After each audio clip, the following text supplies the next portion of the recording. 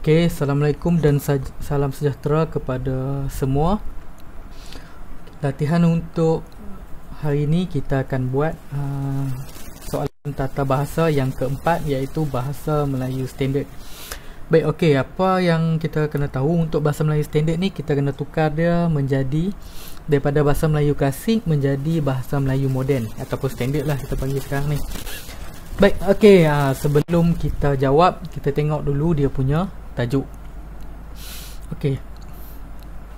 Baca petikan bahasa Melayu klasik di bawah dengan teliti. Kemudian tulis semula petikan tersebut dalam bahasa Melayu standard tanpa mengubah bentuk dan maksud asalnya. Baik, ini adalah bahasa Melayu klasik dalam buku Komsas, tapi disebabkan mula tahun ni kita dah tak belajar daripada buku Komsas, jadi kita kena buat macam ni je lah. Okey, markah diberikan 6. Jadi banyak ni saja kita kena translate atau tukar daripada bahasa Melayu klasik menjadi bahasa Melayu standard. Baik, jika kita tengok ayat yang pertama ni, dia dimulakan daripada tepi, jadi kita boleh anggap dia merupakan satu perenggan. Ini adalah perenggan pertama, tapi ayat dia pendek je. Ni perenggan kedua, ayat dia sedikit panjang, dan ini adalah perenggan ketiga. Okey, jadi ada 3 perenggan. Kalau kita nak buat, kita tak boleh gabung 3-3 ni dalam satu perenggan, kita kena pecahkan dia. Okey. Baik, jadi kita akan mulakan dengan ayat pertama. Okey, macam mana kita nak jawab? Kita kena ubah semua ayat ni jadi ayat bahasa Melayu standard ataupun moden. Tetapi kalau ada perkataan yang tak perlu ubah, tak payah ubah, kita gunakan yang sama. Baik. Okey, kita tengok. Maka Ketalasari pun berdirilah atas kepala Laksmana itu, koma. Okey, kita ambil satu ayat ni dulu. Baik, maka maka tu adalah bahasa Melayu klasik, jadi kita tak payah ambil. Kita terus mulakan dengan Ketalasari berdiri di atas kepala Laksamana. Okey, Laksamana, L huruf besar. Laksamana itu, sambil berkata, okey, sambil berkata, koma. Okey, yang mana ayat yang dialog ni kita kena buat dalam bentuk dialog juga. Pembuka kata. Okey, teriring. Apa maksud teriring? Ini kalau kita tak tahu, kita boleh tengok balik ayat sebelum dia. Apa maksud teririk bangkai pula aku ni? Okey, kalau tengok ayat sebelum ni, dia menunjukkan Ketalasari ni berdiri di atas kepala Laksmana. Jadi teririk ni bolehlah kita katakan dia sebagai terpijak. Okey, okey, terpijak bangkai pula aku ni. Kita ini terpijak bangkai pula aku ni. Bahasa Melayu klasik kita pusingkan untuk menjadi bahasa Melayu moden. Aku terpijak bangkai pula. Okey, ada tanda seru, kita masukkan tanda seru dan penutup kata. Baik, okey, baru titik. Habis satu ayat di atas. Okey, lepas tu masuk ayat yang kedua. Okey, kalau kamu tulis nanti dalam kertas jawapan ke, selang bawah, selang satu baris bawah dia, buat untuk ayat kedua. Adapun akan Laksmana tidur itu kerisnya sudah terhunus. Okey, koma. Kita ambil satu ayat ni dulu. Adapun akan Laksmana tidur itu kerisnya sudah terhunus. Okey, tulislah ketika itu Laksamana tidur. Okey, kalau kita ikutkan ni tidur kan, kita nak tulis tidur atau tidak? Ikutkan ini tidur ni, Ketalasari dia berkata bangkai. Kalau bangkai ni selalunya untuk benda yang mati kan, haiwan mati.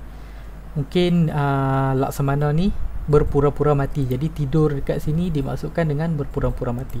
Kita itu Laksamana berpura-pura mati sambil menghunus. Okey, kita tak ubah lah menghunus kerisnya. Okey, lepas tu lalu ia bangun melompat menikam dada Ketalasari terus ke belakangnya. Ketika itu Laksmana berpura-pura mati sambil menghunus kerisnya dan, okey, sambung dan lah, dan dia ataupun dia sajalah, dia bangun melompat, menikam dada ke Talasari. Okey, terus ke belakangnya. Okey, tengok ni, terus ke belakangnya. Kalau terus ke belakangnya ni mengikut bahasa Melayu dia adalah bahasa Melayu klasik. Jadi kalau kita nak gunakan bahasa Melayu standard macam mana? Menikam dada. Okey, kalau kita ikutkan dada ni di bahagian depan. Dada kan, dada bahagian depan terus ke belakang. Maksudnya ke Talasari ni ditikam oleh Laksmana, tembus ke belakangnya. Tembus terus sehingga ke belakang. Terus tak perlu lah kot. Tembus sehingga ke belakang. Okey. Ke belakang. Baik. Ayat yang kedua habis. Okey, dan akhir sekali, maka Laksmana pun berkata, "Ceh, mati engkau olehku." Okey. Maka Laksmana pun berkata. Laksamana kemudiannya berkata. Okey, koma. Ayat dialog. Kita guna ni lah. Matilah engkau olehku. Ada tanda seru. Okey. Laksmana kemudiannya berkata, matilah engkau olehku. Baik. Okey, jadi ada satu ayat,